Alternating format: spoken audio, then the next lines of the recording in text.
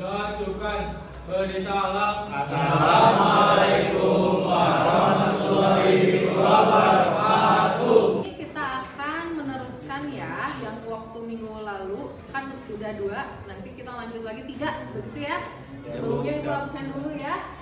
Tanggal 23 Oktober ini Abdul Rafi ada, Alma Fakir, Andika Imam, Andika Prahmana, Ra, Hafiz Nur Faisal. Ini kan Oke. Hasiatri. Ini Bu ke kantin. ini Bu. Nggak tahu juga, semoga yang lagi sakit cepat sembuh ya. Amin ya Allah. Muhammad Arslan, Muhammad Gali. Maka di depan kita sekarang ini sudah ada kelompok 4 ya, yang akan mempresentasikan hasil diskusi mereka tentang peran Mahkamah Konstitusi dan juga efektivitas hukum. Mohon didengarkan dan disimak baik-baik. Nanti apabila ada yang sedang ditanyakan, silakan kalian acungkan tangan kemudian sebutkan nomor absennya seperti biasa. Oke, bisa dipahami? Saya. Oke, silakan kelompok 4 untuk dimulai presentasinya. Assalamualaikum warahmatullahi wabarakatuh. Waalaikumsalam warahmatullahi wabarakatuh.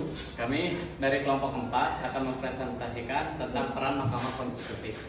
Di sini saya akan menjelaskan dari sejarahnya terlebih dahulu. Berdirinya Mahkamah Konstitusi atau MK diawali dengan diadopsinya ide Mahkamah Konstitusi dalam Amandemen Konstitusi. Ada pertanyaan?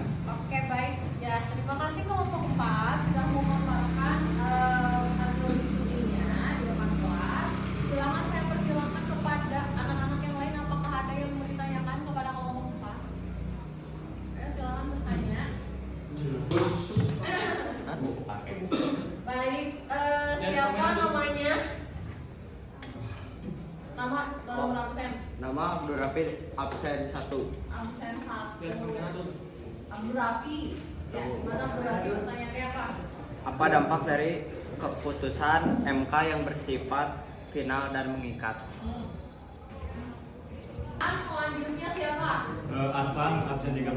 Absen 13. Gimana Aslan? Bagaimana cara mengajukan perkara ke Mahkamah Konstitusi? Oke, prosedurnya ya.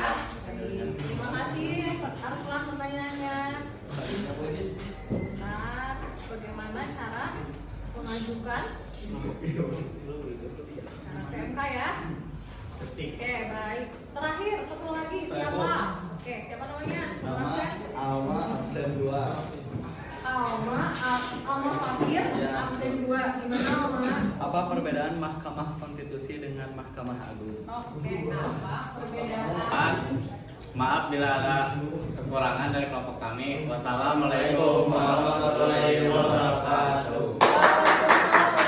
Saya jelaskan, yang pertama adalah apa dampak keputusan MK yang bersifat final dan mengikat. Perlu diketahui bahwa yang namanya Mahkamah Konstitusi itu keputusannya itu adalah yang pertama dan terakhir. Sosmed ya, final dia itu sifatnya. Jadi ketika nanti sudah keluar keputusannya, kamu tidak bisa lagi mengajukan banding. Artinya sudah final. Kenapa? Karena hanya beberapa kasus atau kasus-kasus tertentu saja yang akan masuk ke dalam MK atau Mahkamah Konstitusi. Nah, apakah nanti keputusan MK ini harus dijalankan? Ya tentu saja. Secara hukum itu boleh banget. Kalian harus lihat di sini. DPR adalah sebagai yang membuat undang-undang. Jadi pabriknya undang-undang itu adalah di DPR. Kemudian DPR itu akan melahirkan yang namanya UU atau undang-undang ini. Ketika dia diterapkan, akan dilakukan oleh masyarakat, betul? Kalau misalnya ada masyarakat merasa keberatan, di sini bisa hapus. Misalnya ada masyarakat yang keberatan, lakukanlah yang namanya judicial review. Ditinjau kembali sesuai tidak dengan nilai-nilai Pancasila, sesuai tidak dengan nilai yang terkandung dalam Undang-Undang Dasar 1945. Apabila tidak, silakan lakukan pengujian itu tadi. Gugat, siapa saja yang berhak menggugat, semuanya masyarakat boleh, baik itu secara individu maupun lewat organisasi ataupun misalnya lewat kelompok gitu kan ya, partai politik juga boleh. Atau misalnya kalian secara pribadi sebagai warga negara yang merasa bahwa ada suatu aturan yang tidak sesuai nih dengan kepentingan rakyat, silakan gugat. Gitu. Paham sampai sini? Jadi ini berlaku untuk semua warga negara. Jelas ya? Nanti kamu, keberatan kamu silahkan ajukan ke MK. Tadi sudah dijawab ya, bagaimana prosedurnya? Bisa datang langsung dengan mengajukan bukti dan berkas-berkasnya lengkapi, gitu kan ya? Atau bisa juga secara online, gitu. Karena apa? Undang-undang itu kan berlaku seluruh Indonesia, begitu kan? Kalau undang-undangnya nasional skalanya ya, berarti kalau misalnya harus datang barangkali repot dan lain-lain, kamu bisa gugat secara online. Daftarkan gugatan kamu secara online. Tadi sudah terjawab ya oleh kelompok 4 kalau tidak salah, betul? Ya. Jadi itu silakan gugat. Nah, fungsi MK di sini itu adalah sebagai QC atau quality control daripada produk undang-undang yang dilahirkan atau dibuat oleh DPR. Apabila ada undang-undang gitu kan yang tidak sesuai, QC-nya ada di mana? QC-nya adalah di MK ini. Paham sampai sini? Jelas ya? Bedanya MA dengan MK tadi sudah dijawab juga oleh kelompok 4. Kalau MA itu adalah Mahkamah Agung, begitu kan ya? Kalau MK itu adalah Mahkamah Konstitusi. Bu, dari namanya saja sudah beda. Tentu saja fungsi dan tugasnya pun akan berbeda. Apa tugas dan fungsinya? Kamu sederhananya gini, kalau misalnya kita berurusan dengan hukum, misalnya pidana, kita akan coba supaya misalnya lebih mudah untuk dipahami ya. Kalau yang ketiga, pengadilan negeri dulu, pengadilan tinggi, baru ke Mahkamah Agung. Kalau misalnya di Mahkamah Agung sudah selesai atau sudah final, udah, berarti kamu nggak bisa lagi kemana-mana. Ini adalah putusan finalnya. Paham sampai sini? Ya. Bedanya dengan MK adalah kamu tidak akan memenuhi prosedur ini, tapi langsung ke MK. Itulah kenapa hakim MK ada berapa?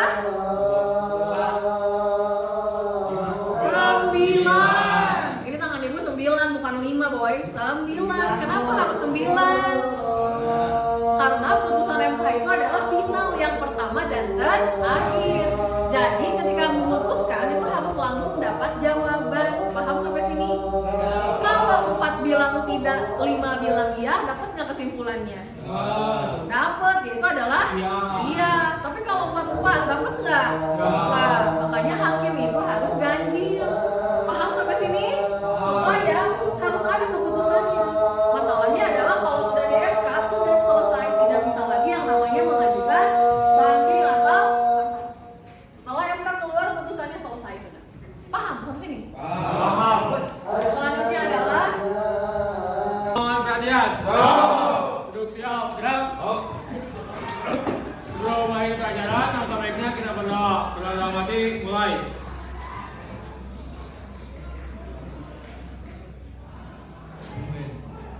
Sudah dicukupkan. Beri salam.